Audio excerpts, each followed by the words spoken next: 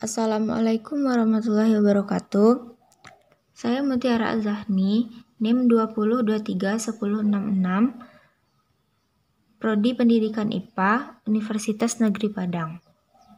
Kali ini saya akan melakukan pembuatan minyak kelapa, yaitu mata kuliah materi dan energi. Minyak kelapa murni adalah minyak kelapa yang dibuat dari bahan baku kelapa segar, diambil minyaknya atau kernelnya, diproses dengan pemanasan terkendali atau tanpa pemanasan sama sekali, tanpa bahan kimia dan RDB. Kegunaan minyak kelapa yaitu minyak kelapa memiliki banyak manfaat bagi manusia.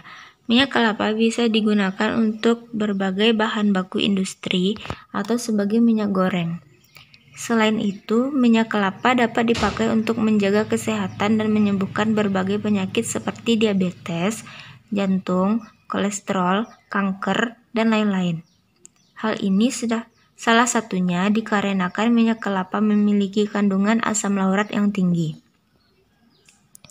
Alat dan bahan. Bahan yang digunakan pada praktikum ini adalah satu buah kelapa yang sudah dikupas sabut kelapanya. Alat yang digunakan adalah mesin parut kelapa, alat pengaduk, kompor, dan minyak tanah. Prosedurnya, yang pertama, buah kelapa yang sudah tidak ada sabutnya diparut dengan menggunakan mesin parut kelapa.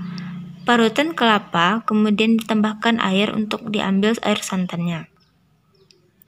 Air santan yang sudah terkumpul lalu direbus dalam kuali besar, disertai pengadukan yang terus-menerus.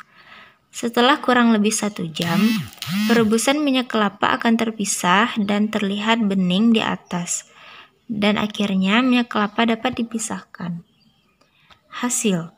Pada kegiatan praktikum ini, dilakukan kegiatan pengamatan terhadap bobot kelapa tanpa sabut, bobot parutan kelapa, bobot santan yang dihasilkan, dan bobot ampas atau hasil perasannya.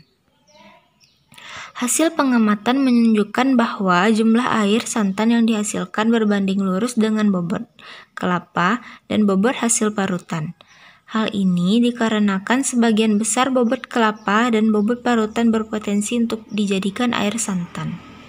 Sehingga semakin besar bobot kelapa dan jumlah parutan, maka potensi air santan yang dihasilkan akan semakin besar pula dan sebaliknya.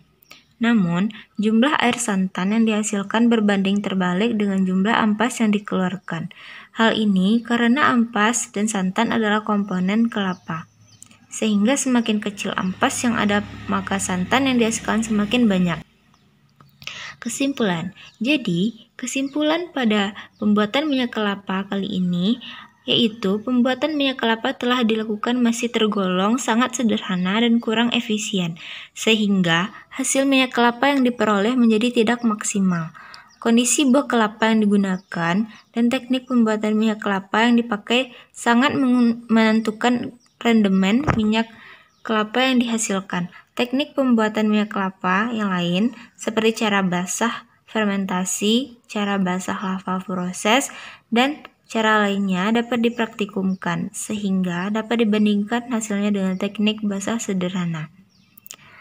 Sekian, saya ucapkan terima kasih.